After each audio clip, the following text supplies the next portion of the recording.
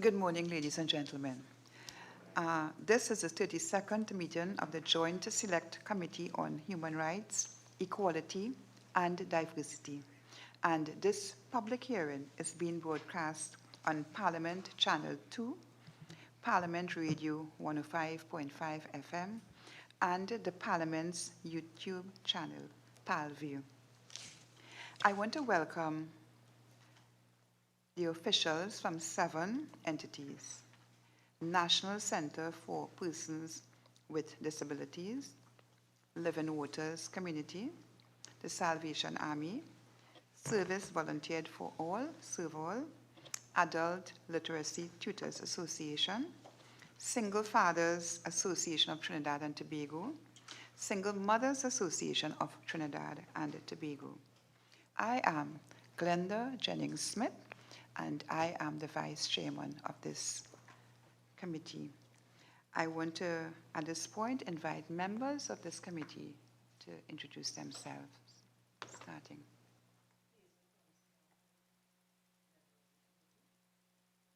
Good morning, Esmond Ford, Member Committee.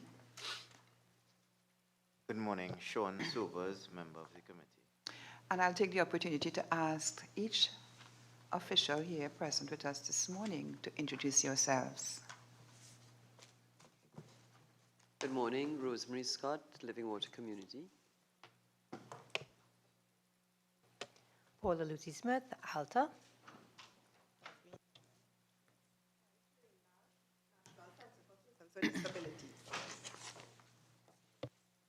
Good morning, Jolly Kalayan from the Salvation Army. Good morning, Suzanne Gopal, ServeAll. Good morning, Shermaine Wickham Howe, Single Mothers Association of Trinidad and Tobago. Good morning, Hulsi Bagan, Living Water Community. Good morning, Maris Warner, ALTA. Good morning, Giselle Ramos, National Center for Persons with Disabilities. Good morning, Rachel Liddle, ServeAll. Good morning, Carolinda Cumberbatch, Salvation Army. Good morning, Wendell Grant, Single Fathers Association of Trinidad and Tobago. So thank you all and welcome. Extreme poverty was defined as the combination of income poverty, human development poverty, and social exclusion by the United Nations Human Rights Council. On a national landscape, according to the Social Sector Investment Program 2019, there is a need to reduce levels of poverty and deprivation amongst important vulnerable groups, such as women and children, older persons, persons with disabilities, and individuals and families in communities with socio-economic challenges. On Friday, December the 6th, 2019, the committee held its first public hearing on this inquiry topic with officials from the Ministry of Social Development and Family Services, the Ministry of Labor and Small Enterprises Development, and the National Commission for Self-Help Limited.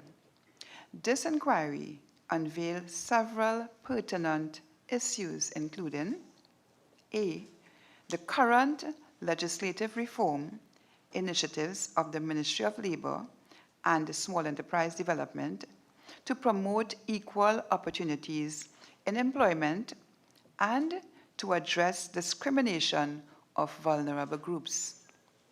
The National Commission for Self-Help Limited's upgrades within the past year to address the efficiency of its monitoring system, and the current efforts of the Ministry of Social Development and Family Services to restructure the standards means tests to capture persons who fall outside the scope of the eligibility requirements, as well as to seek the assistance of the Economic Commission for Latin America and the Caribbean to provide recommendations for improvement on the SMT. Today's public hearing shall constitute the second of this two-part inquiry into persons living in poverty and extreme poverty in Trinidad and Tobago, with special focus on vulnerable groups. It is anticipated that this inquiry shall enhance and promote the equalization of opportunities and improvement in the quality of life and the status of all persons who are victims of poverty.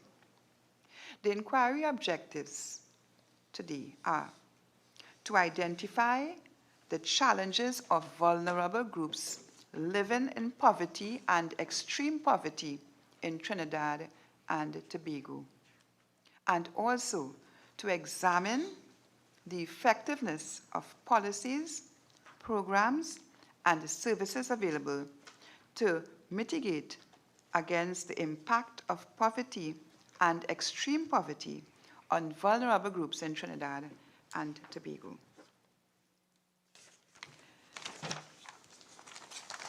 I want at this point in time to inform viewers and listeners that you can send in to the committee your questions related to today's topic via email, which is pal101@ttparliament.org, facebook.com, Twitter, ttparliament, Twitter @ttparliament. I will now invite brief opening remarks from the entities here present. And may I start with Ms. Shireen Bash, Vice Chair of the National Center for Persons with Disabilities. Thank you. Good morning again. National Center for Persons with Disabilities is a non-governmental organization based in San Fernando. We're at 7021 New Street, San Fernando. We provide full-time vocational and rehabilitative training to young persons with disabilities. We deal with varying disabilities, except mental. We have been in existence for 53 continuous years. And whilst we, provide training at a cost to the trainees and their families, we receive a government subvention. We also depend heavily on donors and goodwill of the public. We also, as I said, we do rehabilitative training for persons who have acquired disabilities like myself through accidents or, whatever it might be, and where we try to reintroduce persons like myself into a professional life that they can continue to have a meaningful life, earn and contribute to national development.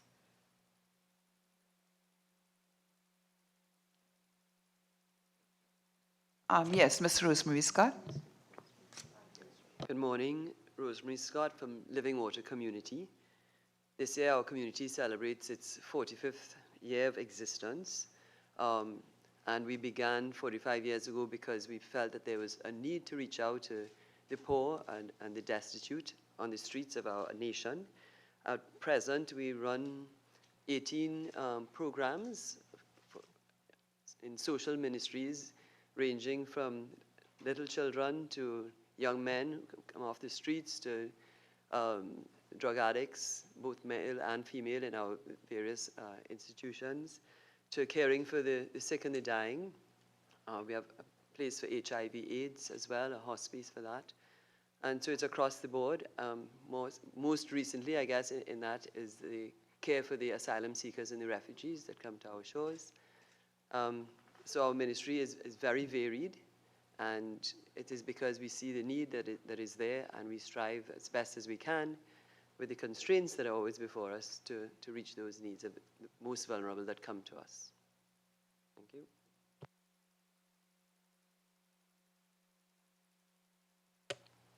Hi. So ALTA is very specific in the kind of work that we do.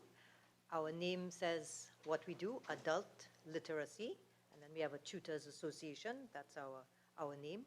in that what we do is we offer free literacy instruction to anyone aged 16 and over at 50 venues across the country. These classes are taught by unpaid volunteers who we train, and we have developed a program for literacy instruction that is also used with teens, with persons from age 10 to 15. So our free classes, community-based, start at 16, and we have a program in partnership with NALIS for 10 to 15-year-olds that takes place in 10 library venues, and there we offer our program then to the younger age group. We are also working on an online rendering of this program that would bring the instruction that we offer so that it is not venue-based, but can be done from anywhere you have internet access. Our program really touches on poverty because most of our students are those from the low-income areas. But I would point out that we don't tend to get persons who are living in extreme poverty because their concerns are day-to-day food, shelter, and needs. And they really cannot afford even a free class because of the transport to get there or the time spent away from earning, the lack of childcare facilities, the whole range of. So we know that we have persons of a low income in our classes. That would be our main group of persons. But for extreme poverty, you would need to have a whole other set of support mechanisms in place in order to improve literacy of those in extreme poverty. Thank you.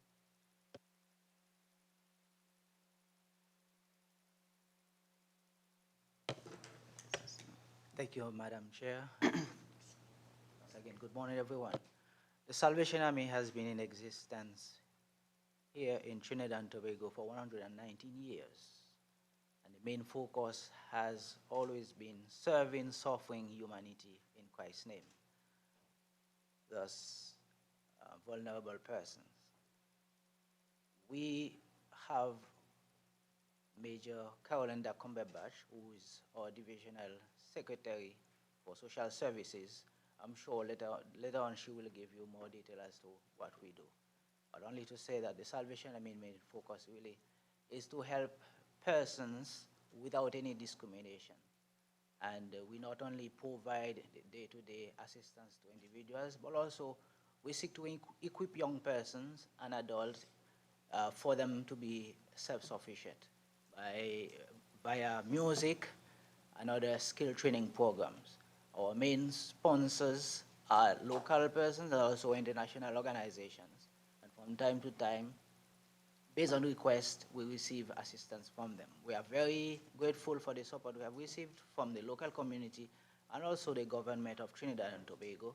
And we look forward to serving this community for another 119 years. Thank you.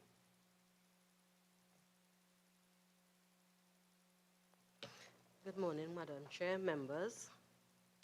I am from Serval. We are an NGO. Serval is an organization of weak, frail, ordinary, imperfect, yet hope-filled and committed people seeking to help weak, frail, ordinary, imperfect, hope-drained people become agents of attitudinal and social change in a journey which leads to total human development. It does so through respectful intervention in the lives of others and seeks to empower individuals and communities to develop as role models for the nation. Serval is a community-based indigenous voluntary organization which has been working throughout Trinidad and Tobago for the last 50+ years. We have also moved up to the Eastern Caribbean, some countries like the Bahamas. We have gone to South Africa, done work with some people there, and Ireland. Based on our philosophy of attentive listening, respectful intervention, and lack of cultural arrogance, Serval began its journey in 1970 with the Black Power Revolution. And we have moved on after all these years working with those communities. Our famous question is, how can we help?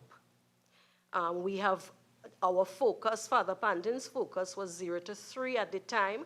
We have since moved on from 0 to 3, and now we have programs for 3 to 5, 12 to 15, 16 to 23, and then we have adult programs as well. The program helped people to emerge out of poverty, to build confidence and self-esteem, to empower them to sustain themselves in a society in which they are trapped and where they feel that there is no hope. And so Serval works with these communities, and a lot of times we work with the vulnerable communities to try and assist and to change attitudes and behaviors of the people so that they would find hope. Thank you. Could the next member official please state your name and the organization from which you came? Good morning, Madam Vice Chair. My name is Shermaine Wickham Howe, and I'm the founder and president of the Single Mothers Association of Trinidad and Tobago. We have been functioning for the past 8 years and officially registered April 17, 2017. We have 4 directors, myself, Shermaine Howe, Mr. Jackie Burgess, Simone Lewis, and Mr. Glenn Bagwan Singh. We have 12 executive members. We have officially registered over 200 members. The mission for SMAT is to provide care, support, and edification to all single mothers of Trinidad and Tobago. Our vision, a safe space of support for single mother homes, facilitating and empowering to help themselves to be able to maintain their household and children. We carried out work for the past 7 years. We have assisted in minor house repair for some mothers, helped mothers register small businesses, one-on-one sessions for personal development, rescued some mothers and children from abusive relationships, assisted in school supplies for school children under our association, rescued mothers and children who were evicted and left on the streets. We have a functioning WhatsApp group of almost 100 members where we interact on a daily basis, and we have our Facebook page where we interact worldwide. One of our most recent visions that we would like to have completed within the next 2 to 3 years is a living area to house mothers for up to 2 years maximum, where we will also like to have the different ministries on board: the Ministry of Education, Ministry of National Security, the Ministry of Housing. And this area we are looking at is where we can have the school, like for preschool children and nurseries, where we could house them so the mothers would be able to go out to work, or even where we could train the mothers to be able to help themselves within the 2-year period that we will have them there. And we also want to work with the unit, the gender-based unit, and that's why we would like to have the national security on board, all these ministries on board. This is something that just one entity cannot do. So we need to have all hands on board with this project going forward, and we are privileged and honored to be here today to have this session with you all, because we do have extreme poverty cases. Thank you. Morning, Madam Vice Chair and members. I am Rondell Fields, President of the Single Fathers Association of Trinidad and Tobago. At our organization, firstly, before anything else, I must commend the Parliament, and I think it speaks a lot to our advocacy to see that men are actually being recognized now as a vulnerable group, that fathers are actually being recognized as a vulnerable group. And a number of issues would have been highlighted. Past JSCs would have highlighted a number of inconsistencies, inequalities in the system that didn't serve or didn't recognize fathers and their families more so, who have been in vulnerable conditions. We've highlighted a number of issues where there was inequity. We had the social development admit the inequity when it came to the public assistance fund. We also have extended assistance. I think what people have failed to realize that when we don't see the vulnerability of men, and by extension fathers, we fail to see the vulnerability of their extended families, their children first, or sometimes when men have died, their widows that they leave behind after. So I definitely know that we'll go more into this as the day progresses, but I must salute the Parliament above anything else for recognizing men, and by extension fathers, as also a vulnerable group that is affected by poverty as well. Thank you.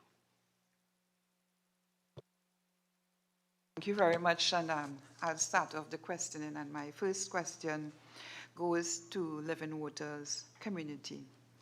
At the December 6th, 2019 public hearing, the Ministry of Labor and Social Services indicated that the ministry is a champion of decent work and social inclusion. I want to quote from them, where they said, the ministry that is, we are a champion of decent work and social inclusion. And decent work looks beyond an opportunity to work, as it requires that work be safe, productive, and deliver a fair income and uphold the right of workers. Social inclusion aims to provide access to these opportunities to even the most vulnerable groups in our society, it says, and I'm quoting here. And they said it is our firm view that the very best route out of poverty is through decent work. And I want to ask you, what impact does the inability to secure decent work opportunities, and I'll say it again, what impact does the inability to secure decent work opportunities have on an individual's ability to escape poverty, in your view? Thank you, Madam Vice Chair, for that question. Well, firstly, we see poverty as something that is multifaceted. So access to decent work is one component. When we look at poverty, we must also look at the root causes of poverty. And one of the things we have found is that apart from the fact that people may not be able to access decent work, within the family circle currently, there's a high level of mental illness. So even if somebody finds decent work, they may not be able to retain decent work. So when we are actually assisting vulnerable groups, it is important to do a thorough assessment from all angles, biopsychosocial, to be able to determine what are the needs of that family. So that if somebody, therefore, we are helping them towards finding decent work, we need to know that this person is of psychologically sound mind to be able to access and retain decent work. Because at times they may find work, but they cannot really sustain it because of other issues that they may have going on with them at that point in time. Interesting that, there was a submission from the Office of the Chief Secretary, Tobago House of Assembly, and they noted that one of the challenges of vulnerable groups living in poverty and extreme poverty is little awareness and knowledge on where to access help and how to make informed decisions that will affect their lives positively. What are some of the measures that can be adopted by some of your key agencies to alleviate these concerns? So in our recommendations, one of the areas we looked at is the accessing of the local government system. Because, for example, local government councillors and the municipalities are more conscious at the grassroots level of families and individuals within their catchment area who need help. So we believe that that system could be utilized more effectively to identify individuals who need help and for the local government system to link the help with the state agencies and NGOs. So that is one of the recommendations we have made to be able to create that awareness among those persons who feel alienated or who are not empowered enough to access the state agencies to seek help. So I know you have an extensive array of agencies coming from the Living Waters and the other bodies, but what are you doing to market information? Because people out there on the street and who are experiencing poverty and extreme poverty, they don't read newspapers and stuff like that. What do you really do to bring that type of information to these groups of people? I would say in particular, one of our ministries is what we refer to as our poor bank, where people are registered. We have roughly about 500 families that are registered there that we consider to be at that extreme poverty, maybe not into extreme poverty. And we have social workers that work along with them, making them aware of what the various services are that are offered that we know about. I'm not saying that it's an extensive list, but certainly in that ministry in particular, because that's where you get the single mothers, that's where you get persons who just cannot find work. A lot of those referrals actually come to us from some of the social services out there asking us to help. So it's kind of important to work with the various networks and putting them back out there to know that there are some services. And I'd like to extend this question to the other officials before us this morning. What are you doing within your own organization to bring these critical informations to these groups of people who are highly vulnerable? What are you doing? Because let's forget the newspapers. What campaign do you have to reach out and touch to the extent where they would respond? I think I would like to bring the issue of literacy. You've mentioned newspapers several times, and I think that's informative, that is the way that we previously perceived that information would be disseminated to people. And we recognize now that many people do not read the newspapers, but newspapers have moved online, people are getting information from social media, different sources. But even if you use those channels, that still limits you, because how many people can actually read and write to the level that is required to interact with those methods of communication? So that's why I think one of the root causes we must look at is the literacy rate in Trinidad and Tobago, which is not the official literacy rate that is quoted. Estimates are, from the 2 literacy surveys done in the 90s, that maybe 1 out of 2 persons cannot read the newspaper level reading, and 1 out of 4 would struggle with everyday reading. And this is going to make a huge impact on how any information is relayed to the population. And what I have noted over the years, having interacted with low-income people who have limited literacy, is a lot of the information that is put out is in written form, and in fairly complex written form. So I think one of the first things we need to think about is when we are targeting low-income groups, whether as an NGO sector or as a government sector, how are we actually sending this information? Are we sending it in print? And that embodies, whether it's a WhatsApp message or something on Facebook, it's still print. And it still means that those persons that are not literate are not accessing that information. So if you ask how ALTA tries to reach our population, we use radio a lot. And radio still is effective, but it's expensive.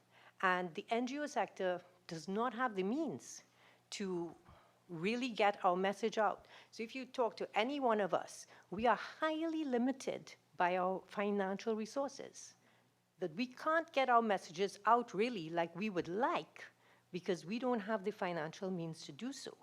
And we need to look at, okay, how do we get these messages out? For us, we use radio and we use people-to-people contact.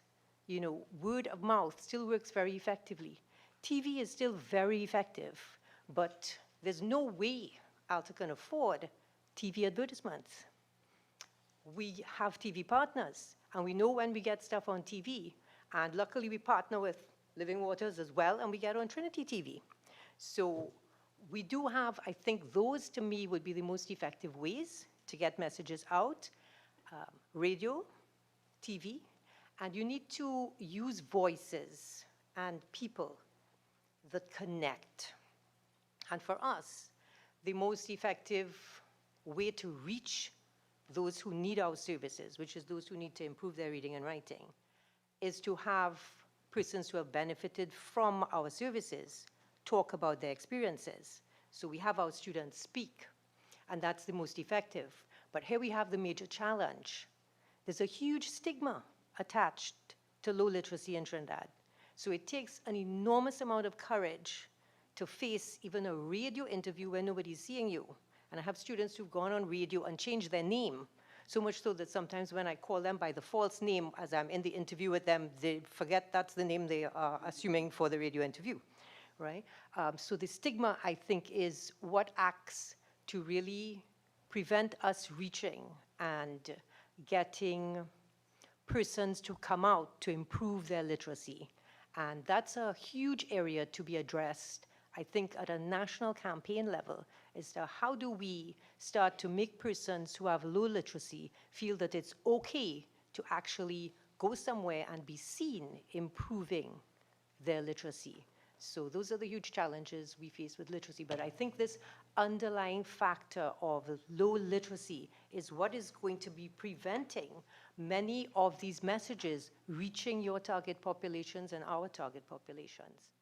Very well said, because, you know, it is said that there are programs, but our members of our community, do they know about these programs? And even if they know about these programs, are they aware of how they can access the program? Can they reach to the program, you know? So, and I will extend this question to the other members who wish to respond, because we always say there are programs through NGOs, governmental agencies, but how do the people who we are trying to target, are we satisfied that our programs are well subscribed? I would say in our experience, just to add to what was said before, social media has been very, very powerful.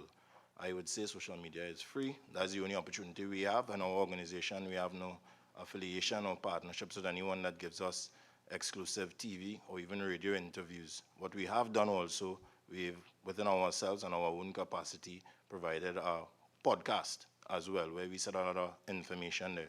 What I realize is the most powerful, though, is having a video where you, in partnership, we often work a lot with the TTPS, Community Police Division.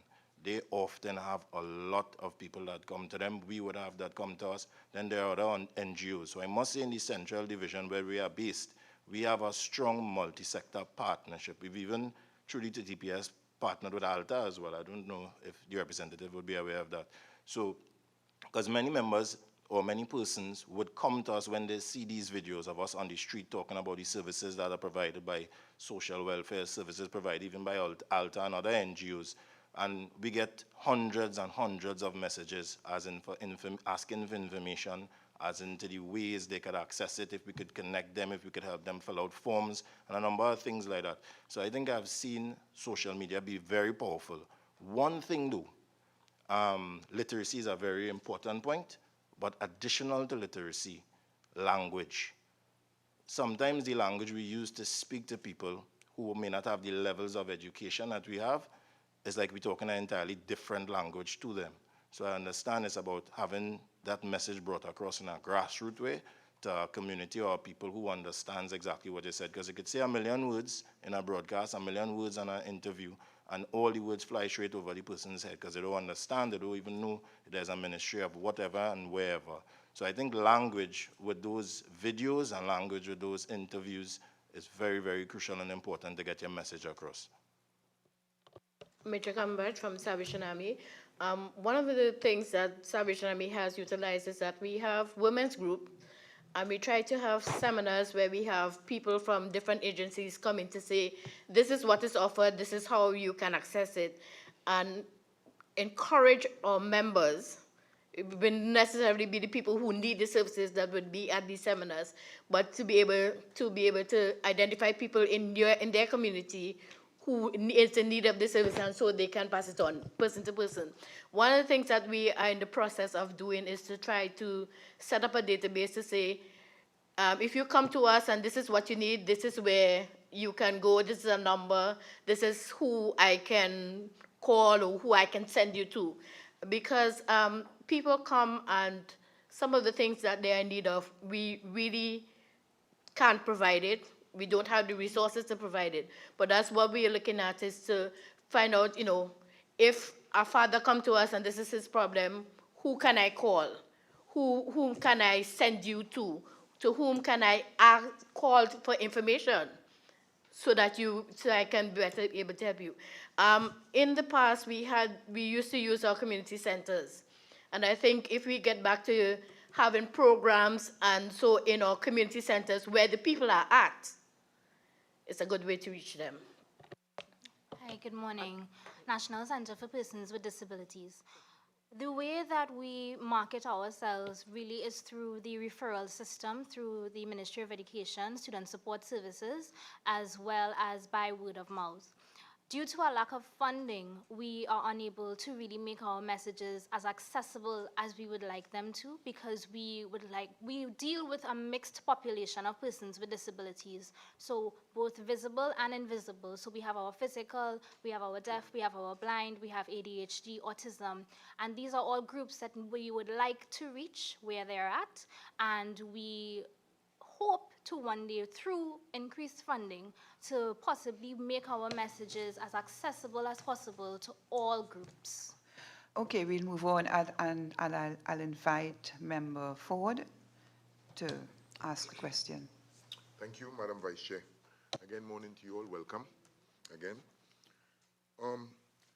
Serval, right? You identified various challenges accessing the social services that would be provided by the Ministry of Social Development, right, as the case may be. We know that there's a wide array of different services that are offered, right, to those in need, those in poverty, those that are disabled, the pensioners, and everything as the case may be.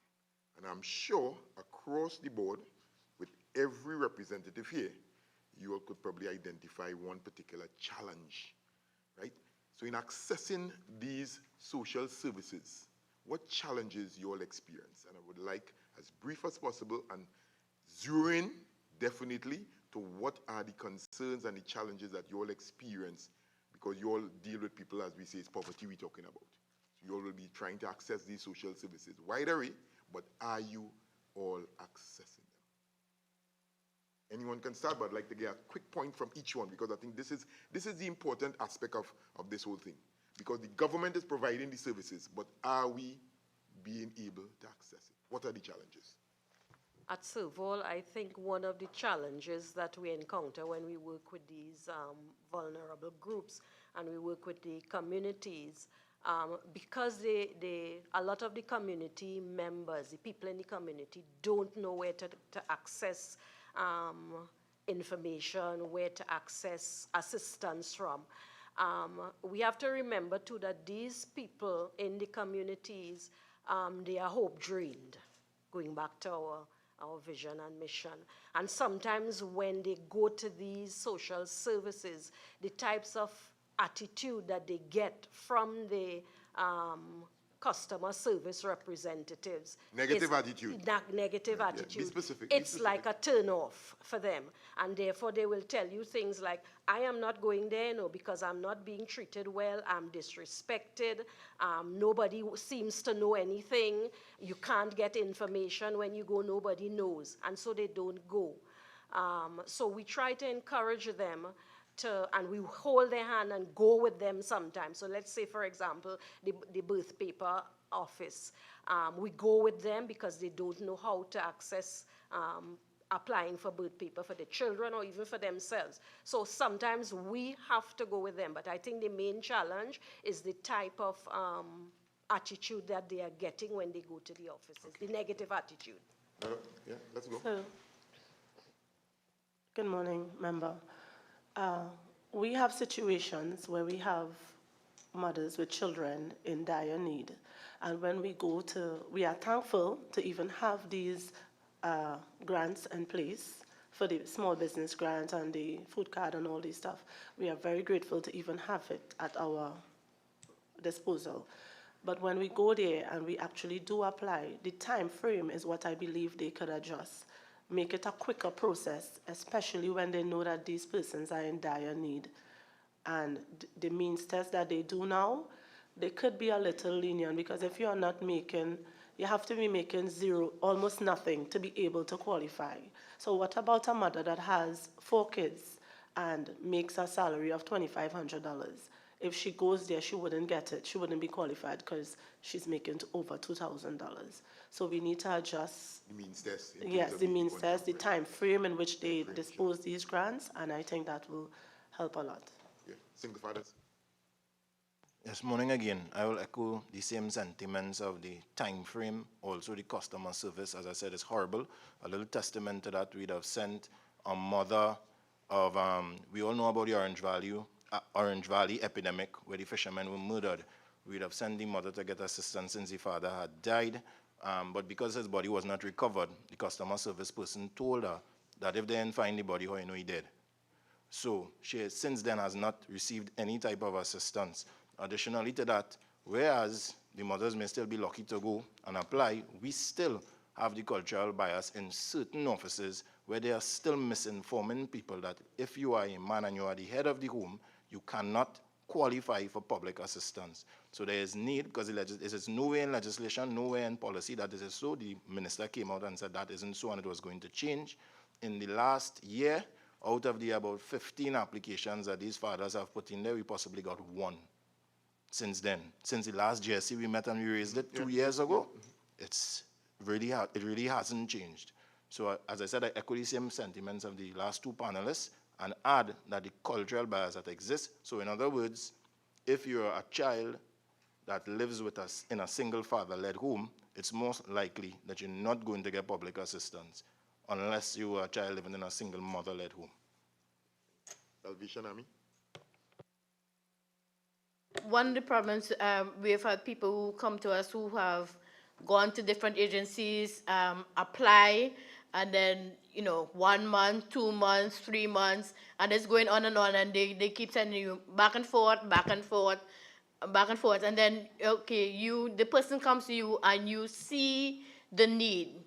You've interviewed the person. You see it is not somebody who's trying to scheme or anything like that. They genuinely have a need.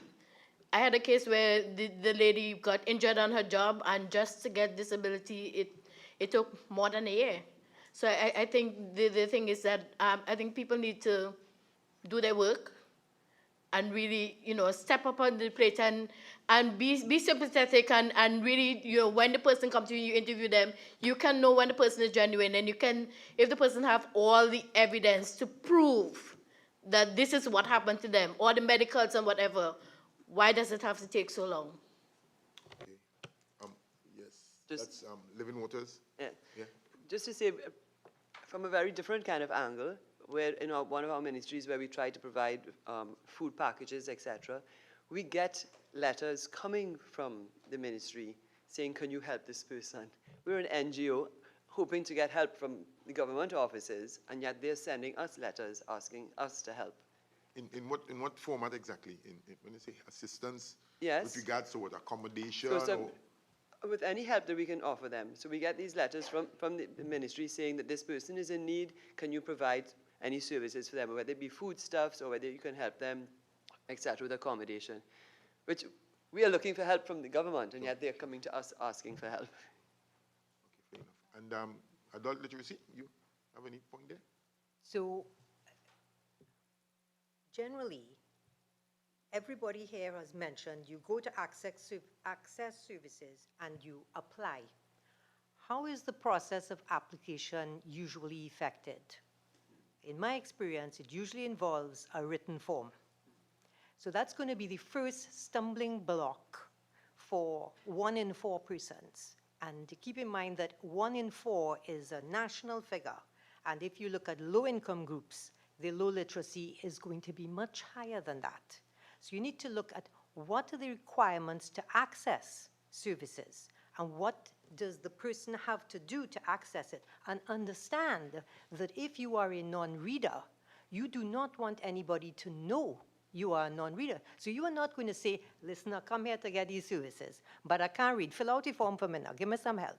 You're not going to say that. You're going to bluff and whatever, and then you're going to get vexed maybe and walk out and say that because you can't fill out the form. So as frontline persons there, is there an acknowledgement of this? And what are the steps for accessing services? And I can say that even as a literate person, the steps are usually pretty daunting, right? I do remember, something as basic as going to get my license renewed and asking a question and being told, read the sign. Now that is something that, I could do, but if you're not literate, what do you do then? You walk out. So there's a lot of this is a hidden issue, and a lot of people are unable to access services. Let me just talk about one other thing. When we started in adult literacy, we had a very good partnership with the adult education unit. And what we would do is bring students up to a certain level, and then they would move on to school leaving or CXC. And we knew the process, and there was a process. And those classes started with the academic year, like all education does. And what we've had over 20 plus years is a deterioration in the services being offered. And they've moved, successive governments have moved the adult education services from ministry to ministry. We in the Adult Literacy Association are not even sure now who to call to get the list of classes. We kind of look and see when it's issued, which ministry it's under, and when it's starting. And sometimes they start the classes in April. Okay, so we used to have a system in place where students would get to a certain level of literacy and then they could move on through the government system. And even that now we are finding. So I would say one of the big factors that is a deterrent for people accessing services is that how you access these services, where they are housed, the process for them is changed often and without clear information being given to even agencies that are in the field like ALTA. We should be regularly informed as a partner, what are the next steps for our students to continue accessing their education? Why aren't we informed of this? Why do we have to go seeking this information and are really unable to find it? Okay, I want to bring in the Senator Hazel Thompson at this point in time.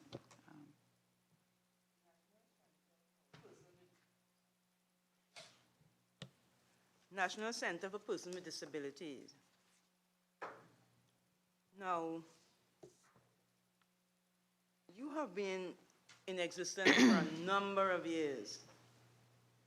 It's an organization I'm very familiar with.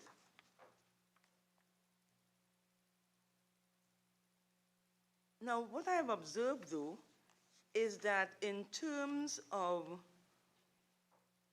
where you are, your access to people, you are based in San Fernando. And I'm a little concerned that over the years, the organization really has not come out from San Fernando and reached the rest of the community. You've been doing excellent work over the years. And somebody mentioned this morning, Ms. Laidlaw, about using the community centers. There are a number of areas in Trinidad with community centers, and I'm wondering why it is that you couldn't link up with some of those centers to provide the service, because all over Trinidad and Tobago, we have people who need that very, very important service that you've been offering. So when you have to answer the question about where you find people in terms of poverty and the numbers that you provide for places like Port of Spain, it's linked with the fact that you are in fact based in San Fernando, so you will have very few people coming to you from Port of Spain. So you cannot therefore answer what is the area with the largest poverty level, because you are not reaching those people at all. Do you have any plans, or have you given serious thought to moving out more from Lewis Street to reach those people?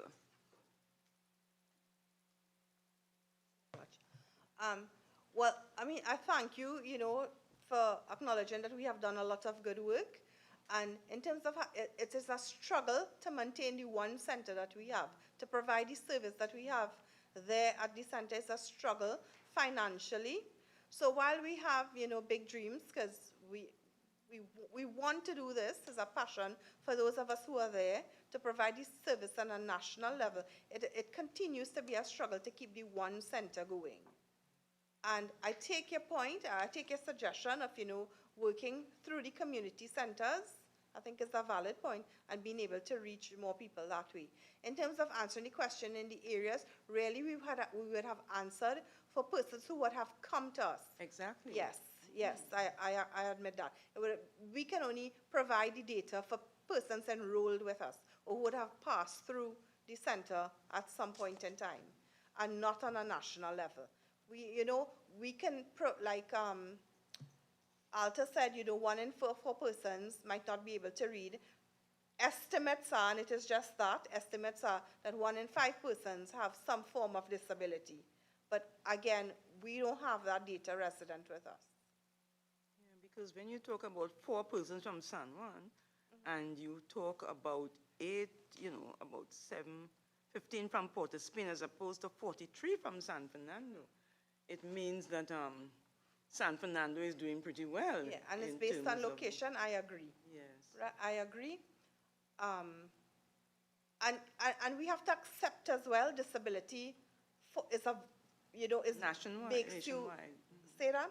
Yes, it's nationwide Right. as well. And disability itself is a vulnerability, but it is not the only vulnerability for a lot of persons. You have subsets, one of the other. And disability and poverty combined is a terrible, terrible combined vulnerability. Because, it prevents, like Alta was saying, about all these forms in print.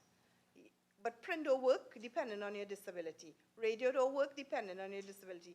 And then combine that with poverty, where families can't come out to access the service. So the information not reaching them, and then transportation is prohibitive, mobility is, not accessible, infrastructure of the government offices. So all of this in terms of reaching out.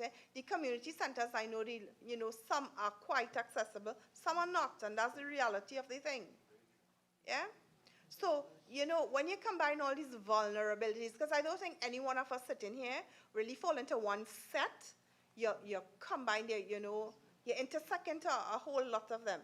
And I would speak for disability. We have single fathers who are persons with disabilities. We have persons with disabilities who are unable to read or write, persons with disabilities who live in poverty and extreme poverty. And somebody spoke about the means test. Is it just a means test for what we would say a regular person, in inverted commas? Because disability brings with itself expenses and takes you further might move you from poverty to extreme poverty. Or there might be a new level for persons with disabilities living with other challenges. And you also said that you've had no increase in funding from the Ministry of Social Development since 2005. Yes. What have you all been doing about that? Writing, asking. We are doing it the correct way, writing and seeking support. We have not protested. We have not brought it, Are you too polite then? But I'm wondering. Yeah, I'm wondering, right? But we have done it. We have done it the right way. We're trying to do it the right way, keeping the communication open. We have good support from the ministries we receive funding from. We do. Yeah, but I take your point. Maybe we're too polite. Maybe we need to. I asked, I hear you. I'm visually impaired, but I hear you. Okay. Recognize Member Subers. Thank you, Madam Chair. One thing I have come to understand, based upon what everyone here has been saying, definitely all these issues, cross-border, they touch and concern so many different people. I was waiting or waiting to find out whether or not any of these groups have caravans that maybe would specifically go into some of these areas that they suspect may have individuals who are suffering from these issues, and try to educate them about the access to public grants, public funding, or even access to the systems that you all have within your organizations to assist them. Because I definitely do understand that being a member of these, being a vulnerable person, based upon whatever the disability or whatever the issue may be, illiteracy or whatever it may in fact be, could in itself be a weight that prevents the person from actually going out. It could be that they consider themselves a stigma, that they don't want to integrate well within society and come out and actually reach out to ALTA or reach out to the National Center for Persons with Disabilities, or reach out to the Single Fathers Association or Single Mothers Association. How do we and do you all empower these people to, one, reach out, one, speak to you, and then go out there with your assistance, or maybe even on their own now, to access what the government may very well have available to them?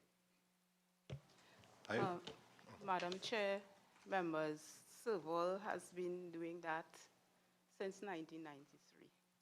Actually, we have a program called the Parent Outreach Program, which is a home visitation program, where we link these vulnerable groups with services out there.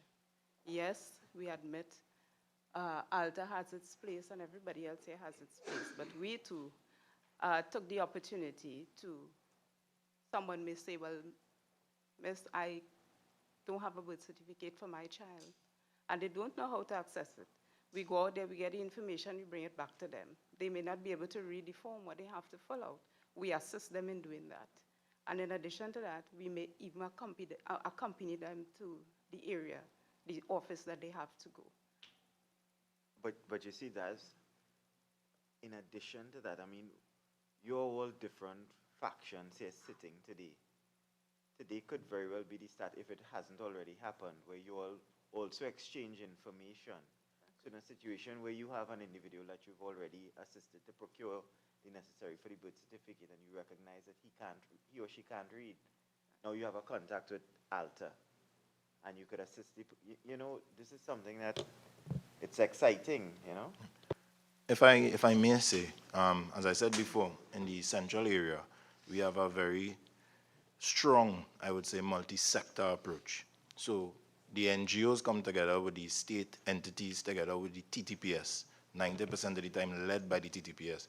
We have a lot of those caravans where you speak about. Serval is normally there, sometimes NCC, sometimes if you get ALTA, NCRHA, every service you can think about is at these centers. One thing I would say about the community centers, I'm glad you all brought it up, sometimes it's muscled, right? It's muscled by whoever is in charge of the corporation, and if the corporation like you, if the councillor doesn't like you, or the councillor doesn't like the initiative, or if the councillor's name isn't said enough in the initiative.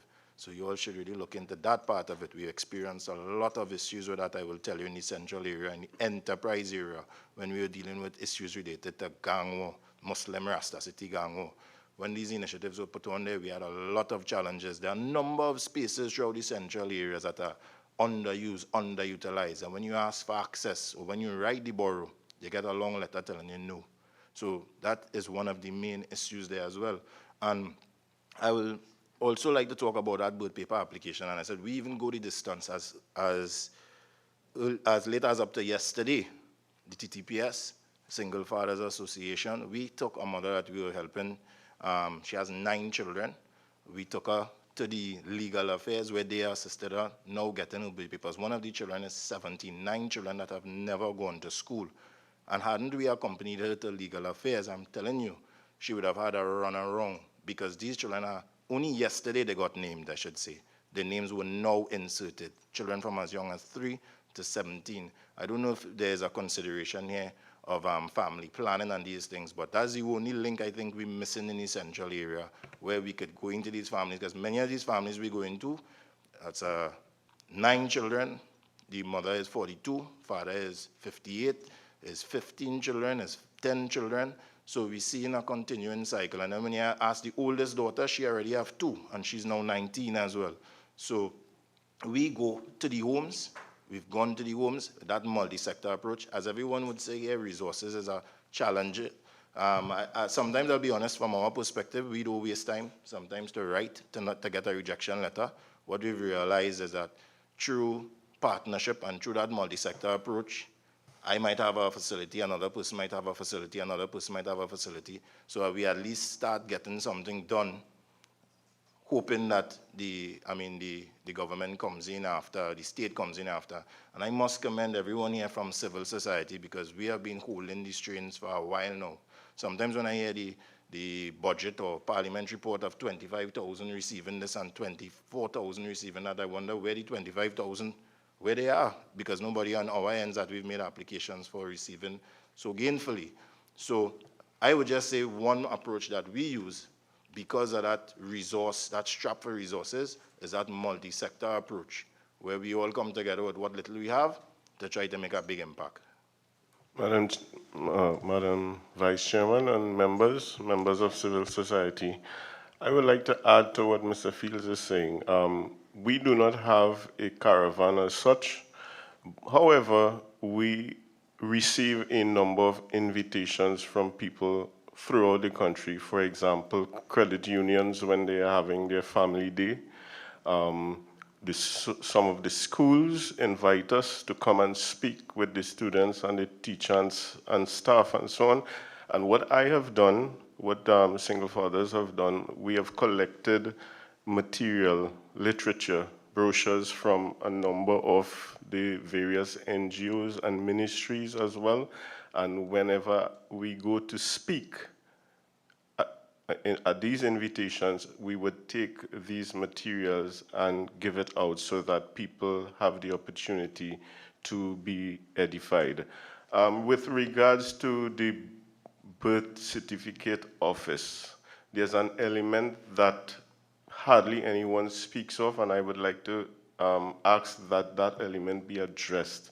There is a degree of corruption that exists at the birth certificate office, especially the one in San Fernando. We have persons who line up there from dusk, very early in the morning, from dawn, sorry, very early in the morning, and the numbers are given out. So we have a situation where you can be the first individual to have reached the office, yet you can receive number 20, because the security guard collects numbers for persons that would have made contact with her. I'd like to intervene there. I want to put a question to you all. Now, we are aware that government services are available. And the question I was put to you all, that as NGOs, you all have support mechanism in the whole organizational structure. And so you have recognized certain issues. What are you doing as NGOs to alleviate or to make a softer landing in these circumstances? And I believe we started off the question in that regard, because you all are part of the whole social service network. And based on that, I want to ask a question to the president of the Single Fathers Association, because you said that you work with the TTPS to assist your vulnerable groups with employment. I want to ask you, what are some of the organizations other than the TTPS with whom you partner with to seek employment for some of your members? Well, I'd make mention of the HDC. I wouldn't say we partnered per se, but and it was even through the connection through the TTPS as well, because the TTPS did it with them. They would have asked particularly if we had any men available who were laborers, or men who were available for some projects they were about to start. So basically that has been the only other entity that has have some level of job availability. We've also connected with Jobs TT. They would sometimes ask us to send people to them, some of the places where their job applications are need to be made. they tell us to send them, and then when we send the father said they say they have to pay them $500, and when they get the job. And so the only free service I'd say we've been able to support to really harness was from the HGC at that point in time. And as I say, any odd jobs anywhere, any businesses, I'm also the vice president of the Foreign User Association. So within my capacity, if any of my business partners need some worker somewhere, I try to fit them in there. I try to ask them and they'll take a father who may have some skill they need. I want to generate this question based on the fact that you will act as NGOs to support the ministries and, coming to terms with literacy stops persons from joining classes. What are some of the ways in which you as an organization, have aided persons in reducing this particular stigma against persons who would really need to access your programs? So the first thing to recognize about the stigma with regard to low literacy is it comes from the literate, not from the low literate. The source of it is those of us who read, who look down on those of us who don't read. And it also comes from a misunderstanding of literacy and what it is. It is a skill, just like any other skill, but somehow is equated with intelligence, okay?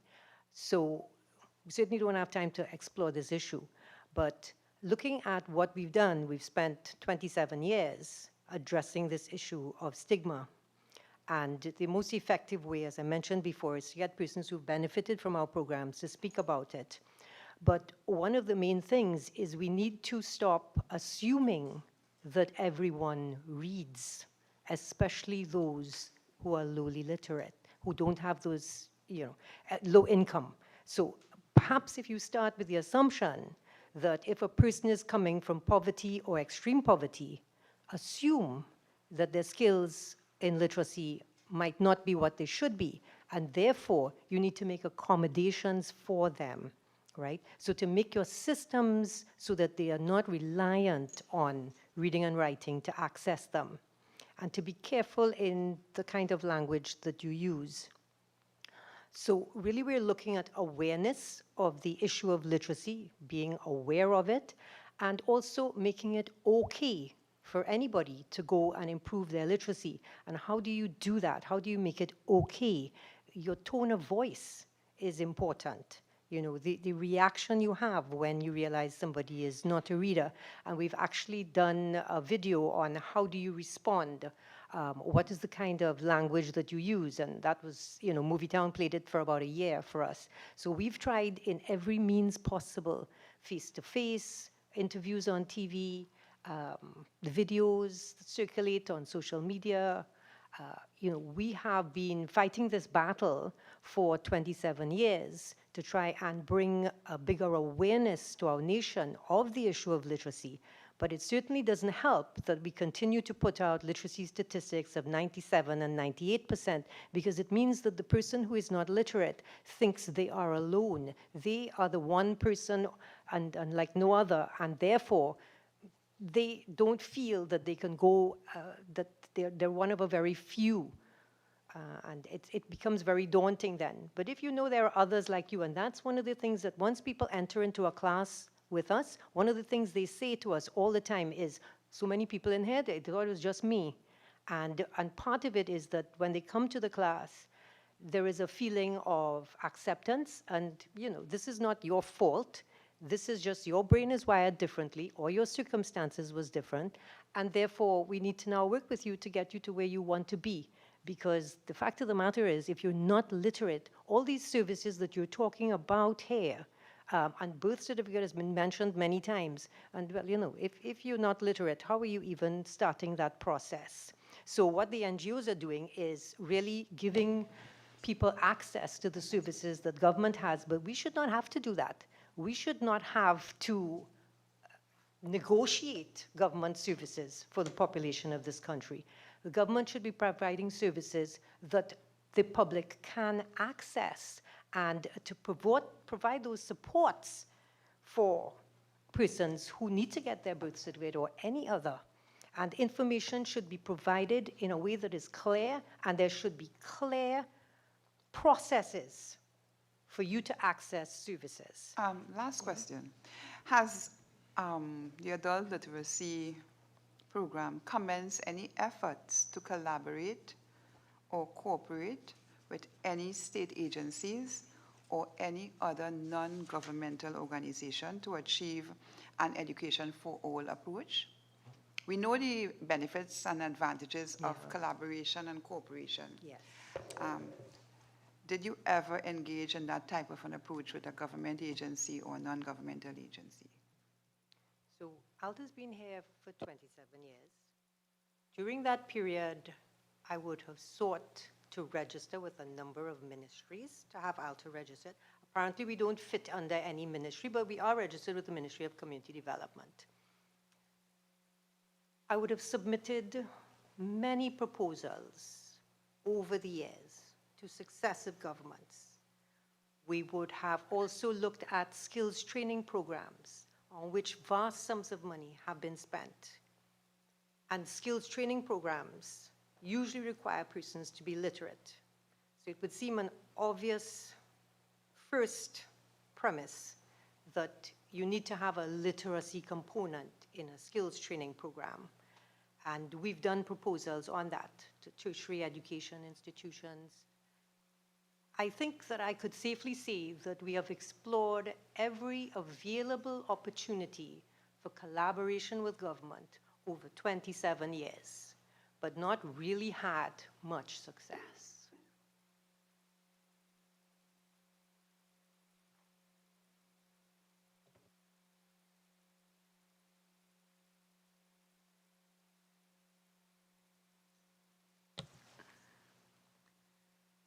When you look at your responses to the first responses to question 5, the challenges of vulnerable groups which interact with your organization who are living in poverty and extreme poverty in Trinidad and Tobago, your responses point to a different type of literacy, legal literacy. Right.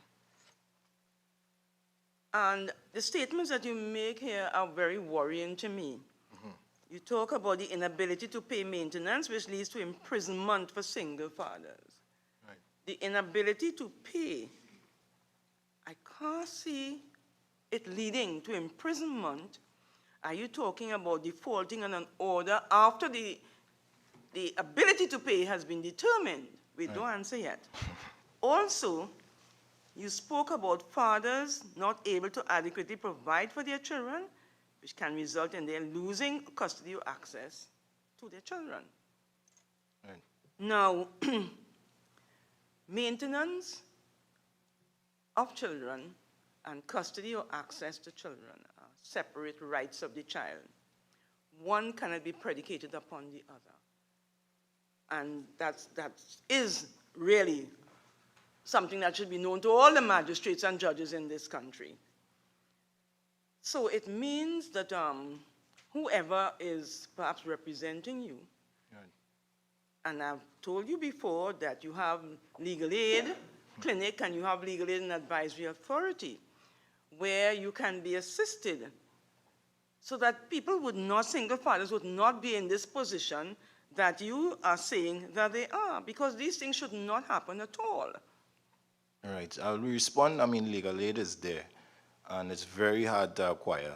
There's a threshold that many people don't qualify for. That's one thing. And the clinic as well at the law school. All right. Additionally to that, when I say inability, and you would know as well, I know you are legally trained, you would know as well that many a times, many fathers who go to court without experience, and that's why I'm guessing you're hinting they should have legal representation. They would go and someone will make a suggestion. Can you pay $300 a week? And at the point in time, just to get out of the court, they say yes. And really and truly, they cannot. So we understand, and I mean, I do concur that some people need legal representation. But I'd also like to bring to your attention instances like these. I have a father I've been dealing with, Mr. Vidish Baila from Princestown. And in his scenario, he's paid maintenance religiously. He's now 60 years of age. And what would have happened to him? Now, mind you, he is 60 years of age, and his daughter is 24 years of age. And he's still paying maintenance for the said child, right? Still paying maintenance for the 24-year-old. Disabled? Huh? No. A very strong woman who goes to university. Based on the fact that she's doing tertiary level education, he was given the opportunity to continue paying. Fine, no problem. This is permissible by law. The thing is, up to last October, Mr. Byler suffered 2 strokes. A matter was brought by himself, by his attorney, to ask the magistrate to dismiss it based on the fact for the last 12 years, even 6B after adulthood, that he supported his daughter, and it was dismissed by the court. The magistrate, in turn, based on what the lawyer has said, and we have made an application for the soundbite in that courtroom, told him that he can pay the court. May I? This matter is before the court. No, so it isn't. It is no longer. It is completed. Okay. All right? But anyhow, I will forget long and short of the story. He is still he still has the maintenance order against him after he suffered 2 strokes.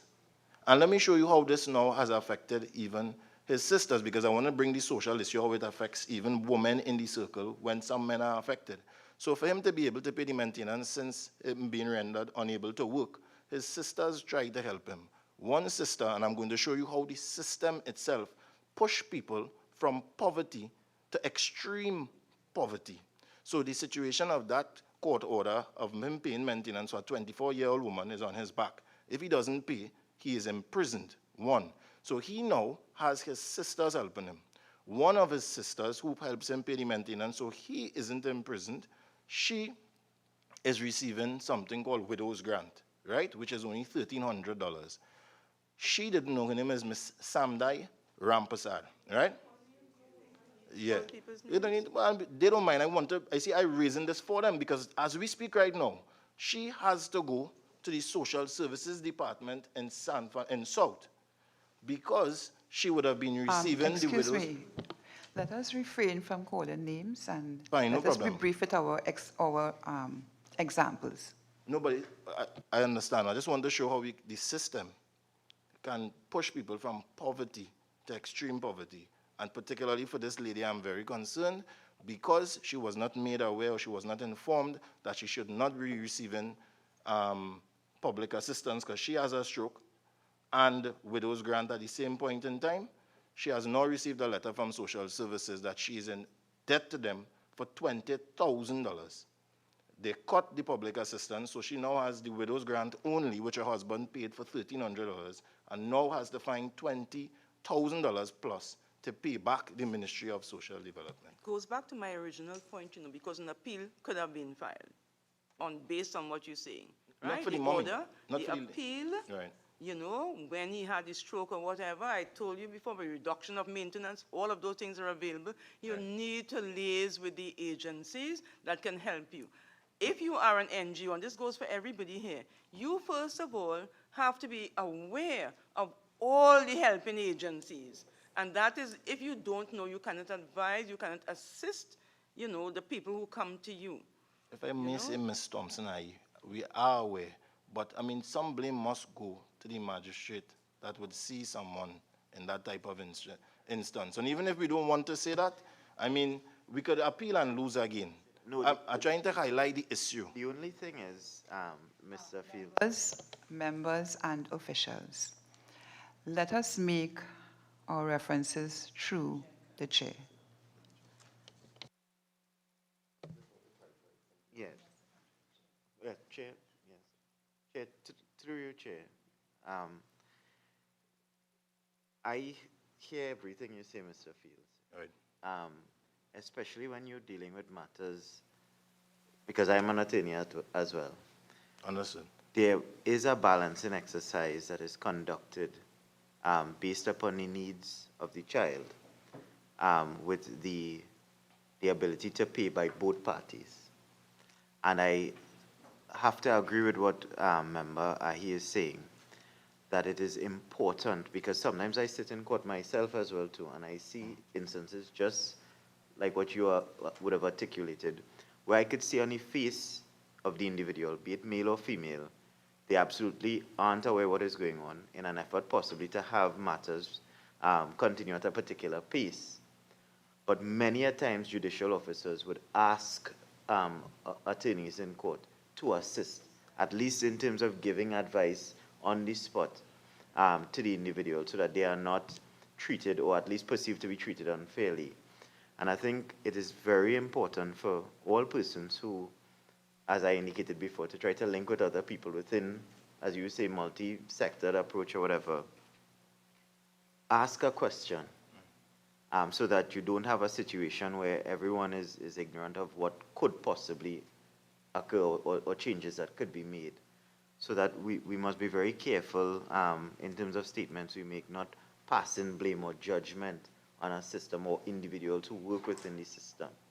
I take your point, Mr. Sobers, but I don't know if you understood my point. Um, And I'm at the end of it. Let us continue.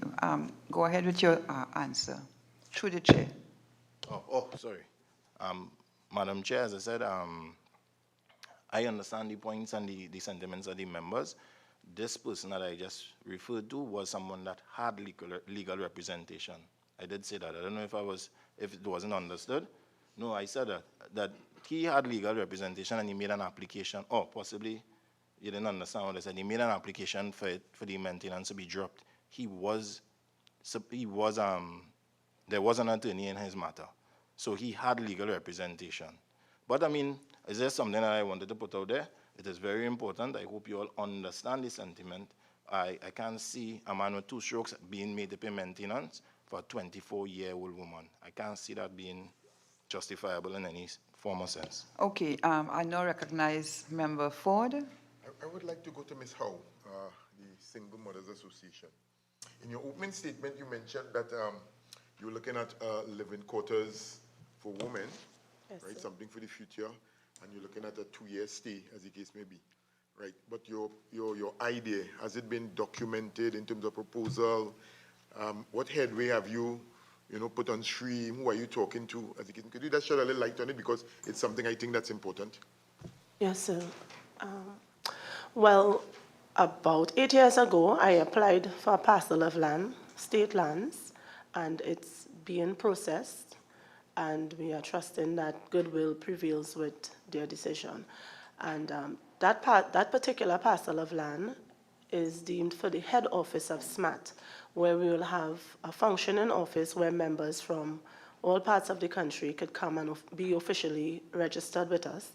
And also we want to have a counseling center there where we could have clothes items donated stored, food items stored, and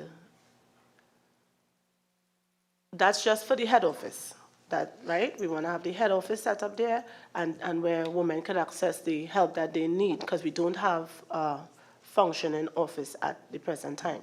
And the parcel of land that we are speaking about to house the mothers, we still have to go to the minister with that, but we would like to have a centralized parcel of land, preferably a couple acres where we So can. I suggest that you will probably put forward a proposal, Yes, documentation, everything. but we already have a parcel that we are waiting on for approval, and then we move on from there to the second part. Madam Chair, just one other question. I know the time is tight, but I just need to probably clarify this for sure. I know Ms. Lucy Smith, right, from Alta, about, and some of the other things in terms of the government services, right? As we know, government is a continuum, right, from one to the next over a 5-year period. And I just need to be sure in terms of the services that are offered. I think it's clear, right, what services are offered, right, in terms of the various ministries. Right here, we're talking about the Social Development Ministry. Clearly what they offer is documented, right, because again, as a member of parliament, I'm the member of parliament for Tunapuna. I have brochures, I have flyers and so on that I send my staff to collect at the various offices of exactly what are offered. They give you a little synopsis in each booklet and each flyer, what they offer, what are the requirements, right? And then you go to the particular thing. So is it that probably the services that are offered, the human resource personnel, could it be that the problem lies from within the public service staff with regards to the problem that we are speaking about? Certainly there are countless stories of service not being what it should be at various government offices. So I don't think, we need to talk about that at all. I think one of the issues that we find, if I look at it from, because I'm just looking at a very narrow perspective, I think the other members here could really look at a much broader perspective as to whether the whole range of services that are listed actually exist. Because this is what sometimes I have found. I mean, at some point, so every year we have a talk for all of our tutors, and some years ago, maybe as long ago as 10 years, because many of our students have a whole range of needs. I invited a member from then the Ministry of Social Services, whatever it was called. The names change all the time, right? And we did a 1.5-hour session on accessing the various services. And out of that, we had hoped we would be able to produce a document that says, okay, what are the main services that our students could access?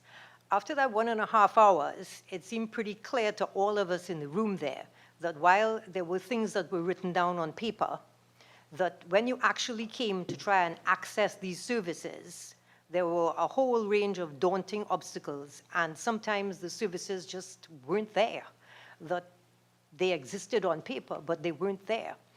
And what has happened over time in Trinidad, in my view, is that because government services are rather opaque and difficult to access, you have given birth to a whole NGO sector, and this is why we sit here.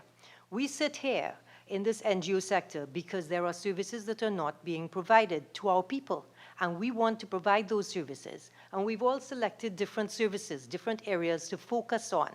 So mine would be education, because that's my field. And in that field, I certainly have constantly tried to link with the government bodies and to get a system going of partnership. And that has been very difficult, because certainly with regard to ALTA, we are seen as the competition, not the group that is cooperating with you.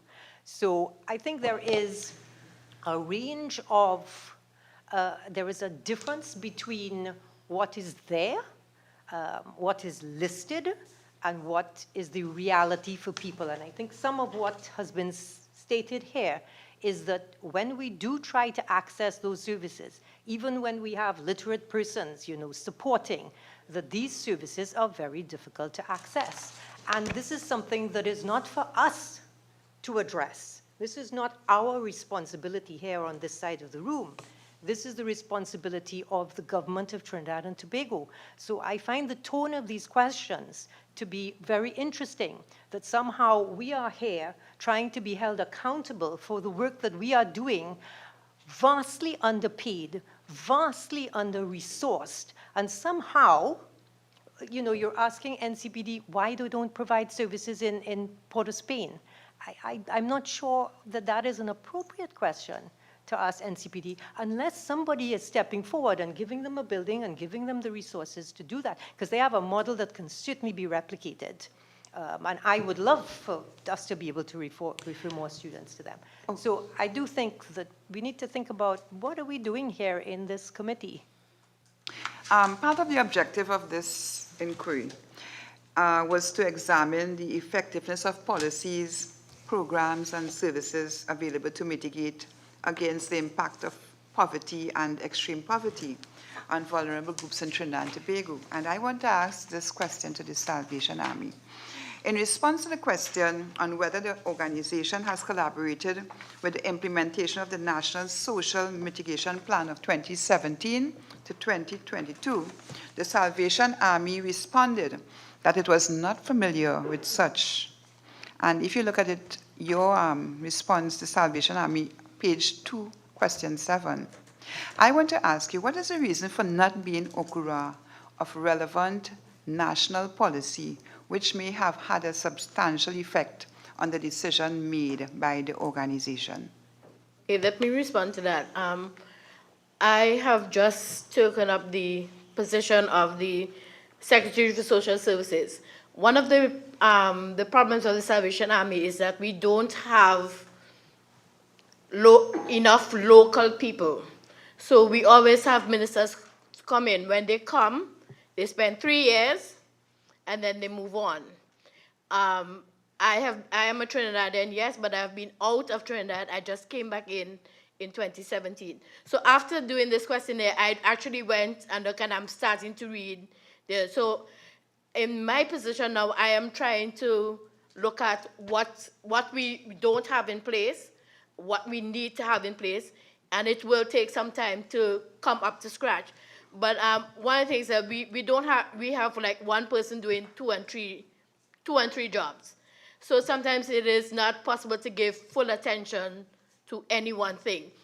But it doesn't mean that we need to be ignorant. We need to be able to find what resources are available, how we put it together, how we access it, how we are able to assimilate that information to other people. It's not, yeah, you're not here, but now that you know that it exists, to be able, and I have actually downloaded the document and I have started to read it.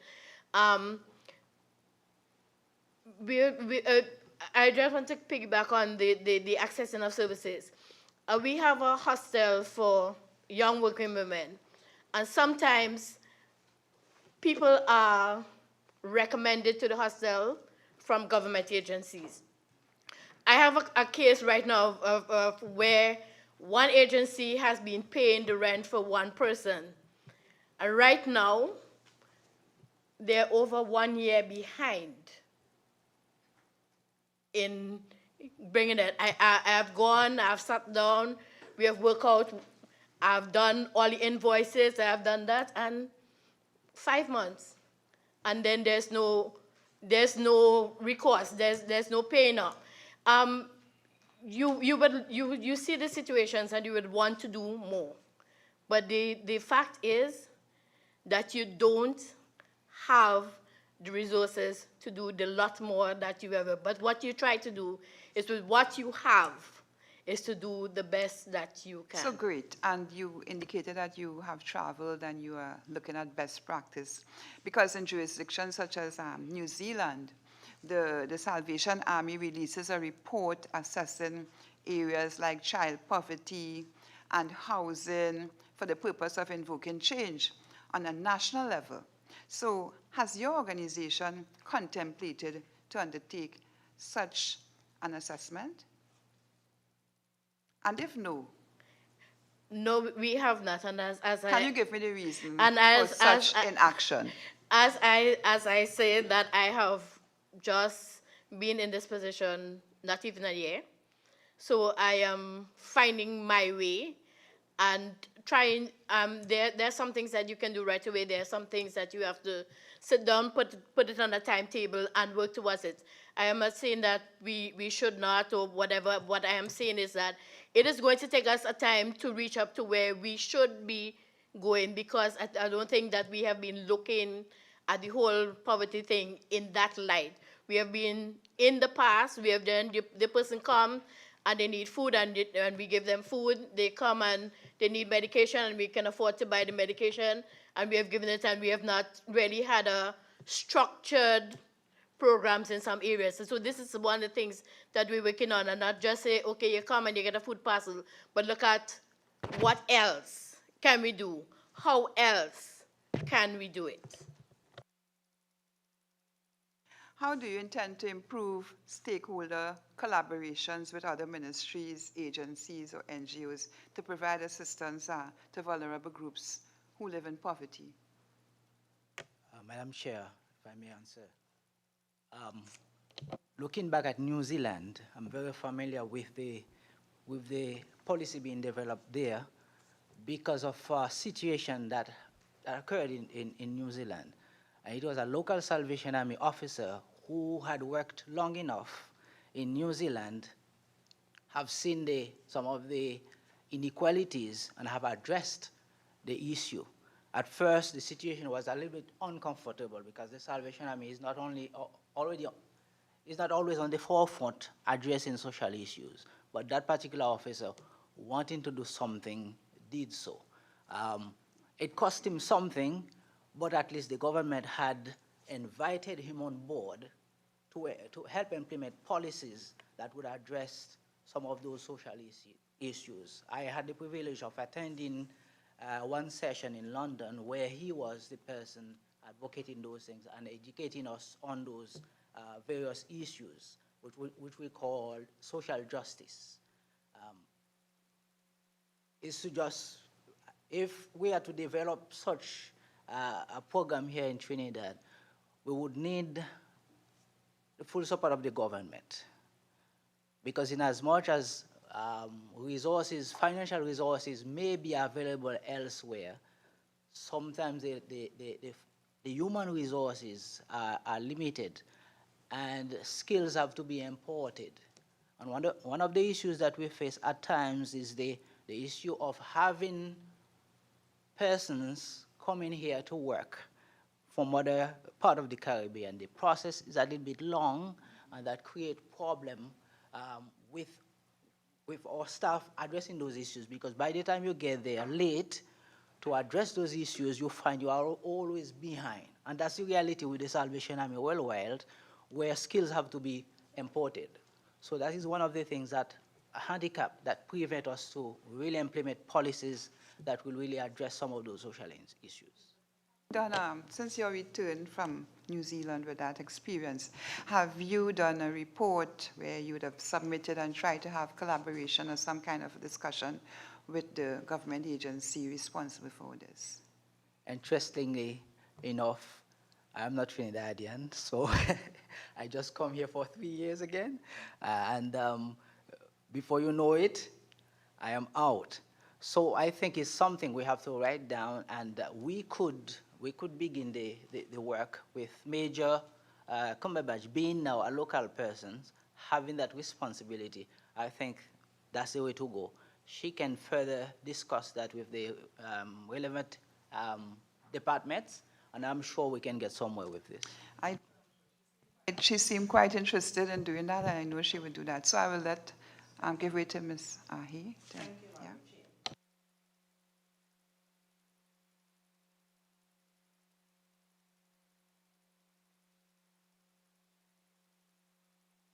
We sit here to provide assistance. The public out there do not have access to the documents that we have in front of us. When we ask questions and you respond, the public will understand what the problems are, and you may very well get a solution from some member of the listening public. I have a special interest in the National Center for Persons with Disabilities, and Dr. Dick will tell you that that is an organization to which I have personally contributed.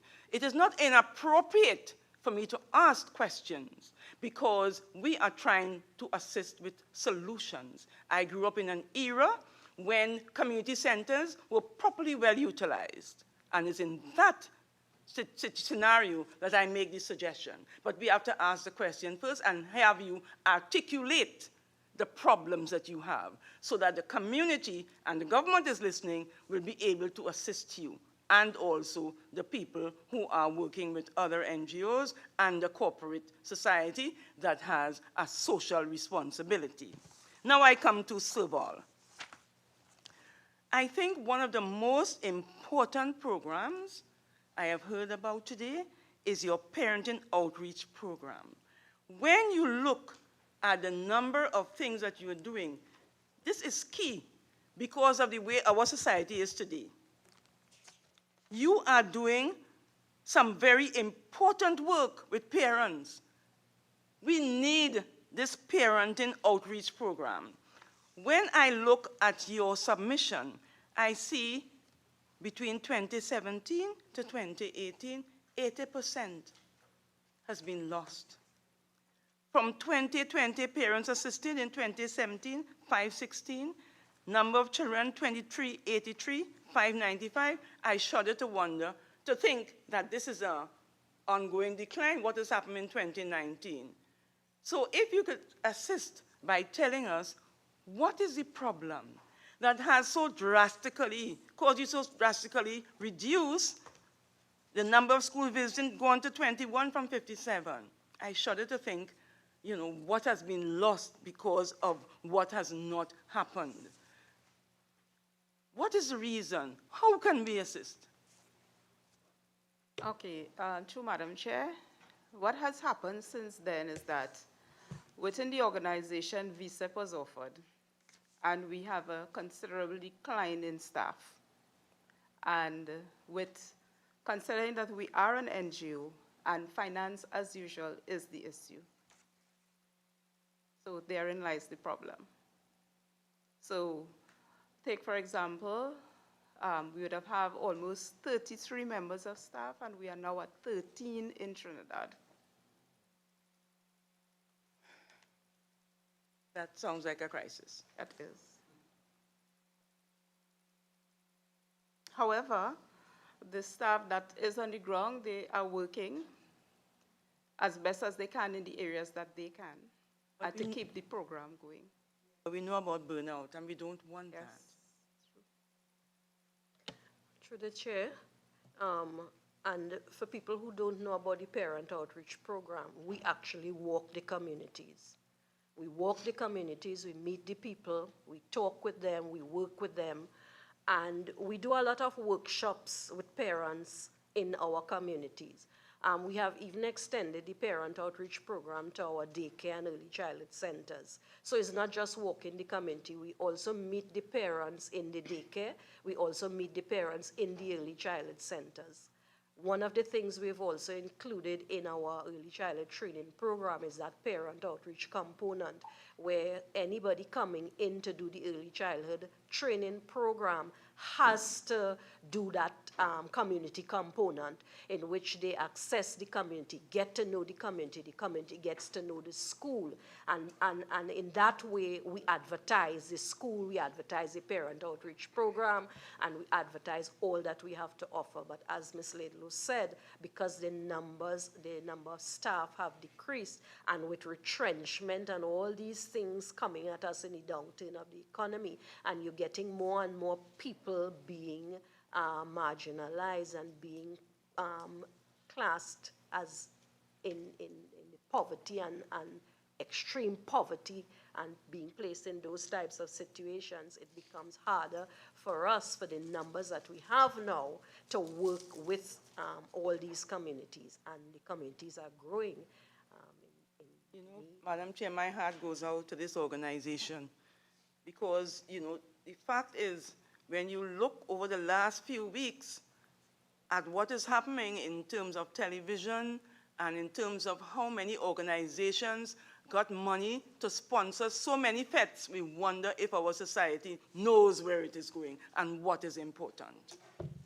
At this point, I'd like to invite closing comments from Ms. Shireen Bash from the National Center for Persons with Disabilities, Ms. Rosemary Scott, Major Leandre, Ms. Susan Gopal, Ms. Paula Lucy Smith, Mr. Rudal Fields or Rundle, and Ms. Shermaine Howe. And if you have any comments, further recommendations, we invite you to forward it to the committee, and we will certainly be pleased to review it and to make it be part of our final presentation. So I now invite the first speaker to make your closing remarks. Thank you, Madam Vice Chair. Thank you for this opportunity that we've had. I think it's been an interesting conversation. I think we still have a lot of challenges ahead of us as NGOs. As we've heard a lot here, the finances is a huge part of that. And we hope that our voices have been heard and that the government will continue to partner with us and maybe find ways to partner even more in supporting the work of the NGOs, because we need each other to really bring our society to what it needs to be. And I think we see a huge decline happening in our society in all areas, and without us really seeing each other as partners rather than competition, I think we can find the solutions that are necessary. Thank you.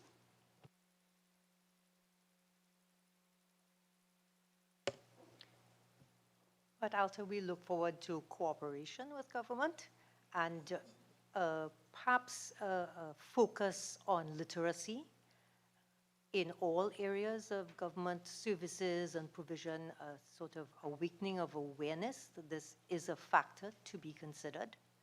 And that would certainly improve or make it easier for us to be able to improve the literacy of persons who need to do this and then access the services that they need to access. Thank you. Thank you. Thank you, Madam Chair. We at National Center for Persons with Disabilities certainly appreciate being included into this discussion and this opportunity. And we stand ready and willing with the ratification of the rights, thank you, of rights of persons with disabilities. We remain ready. We note that no real work has started towards implementation, and we remain ready, because certainly inclusion, the Constitution provides equal rights to every citizen of this esteemed country, and inclusion means that everyone, no disability, learning challenges, that we have to be included. And it's our responsibility to ensure that each one, whatever part of Trinidad and Tobago, is included in our national development and national work. So we thank you, and we certainly will, forward our further recommendations going forward. Thank you. Thank you. Thank you very much, Madam Chair. On behalf of the Salvation Army, I would like to really say thanks, a big thanks for having invited us here today. And I believe the information shared is going to be very useful to all of us. The Salvation Army is very much involved in whatever is happening in society, although we are behind the scene, but we have our place. When it comes to disaster, the Salvation Army also has a task force. I'm hoping that we can collaborate with local government and that our relationship with the local authorities can further improve, so that when the need arises in various communities, then the Salvation Army will have the ability to respond very quickly without any long delay. Thank you very much. Not only at Christmas, throughout the year. Okay, we at Serval would like to thank Madam Chair and members for the invitation to be here. We will continue our struggle, and we continue to fight the good fight and carry the dream of Father Jerry Pantin. We will continue to work in our communities. We are put at risk in the communities that we work with, and we continue to work with the people in the communities to bring change, attitudinal change, and to improve lives in those communities. In early childhood, I am the consultant, but my focus is early childhood, and we will continue to work with the preschools and the parents and children in those preschools and the daycare to bring that change, to help parents to empower themselves and to sustain their lives and their families' lives. The parent outreach program will continue, regardless of the fact that the numbers have dwindled. We will continue to work with those communities, and we will continue to work with the other programs that we have, the Junior Life and the ADP and the Skills program, to work with all those young people that we work with on a daily basis. Our main issue right now is funding. Once we have that, we'll have the staff to continue to work. But we thank everybody here. We support and we work with many of the agencies, as many as we can, as we go along, and we will plod along. Thank you very much. We thank you, Madam Chair, members, and fellow attendees.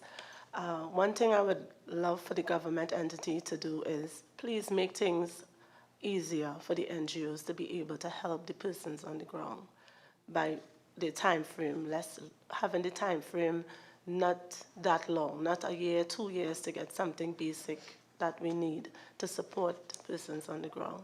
And we thank you again for having us. Madam Vice Chair, I would like to end on the same vein that I started. I mean, I take my hats off to you guys for actually recognizing that fathers are vulnerable. It's been a challenge for us to demystify the concept, even to men themselves, that even they are vulnerable and need assistance. Meetings and sit-ins like this is important, that the information go out there, where even men realize that they are challenged and they need help as well. So once again, I salute the Parliament for having and inviting us here. Thank you very much.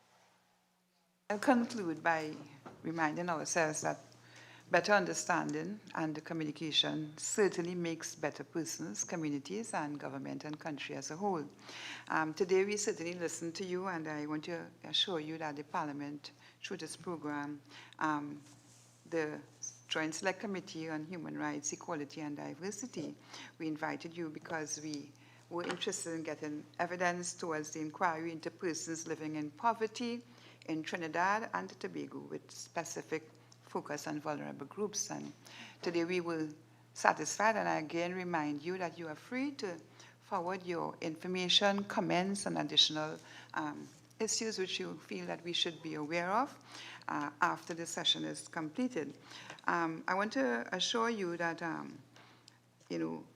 today we focus on collaboration with government and local agencies to bring changes to persons living in poverty and to focus on the vulnerable groups. And we look at disabilities rights and persons inclusion based on our constitutional, through our constitutional rights. We also looked at cooperation and focusing on literacy with government agencies and other NGOs. And as we go forward, let us always remember that today we must collaborate to make things better. We must listen to each other to make things better. And we must make that effort, that extra effort to keep on trying and trying again to create better agencies and to service people in our country. So I want to thank each and every one of you today for attending this inquiry, and I seek God's blessings that He would guide you all to your places where you would be leaving here, this very beautiful chamber, and to go to your respective places today, and to wish you a pleasant day and as well a pleasant and enjoyable weekend. From the Parliament, we say thank you.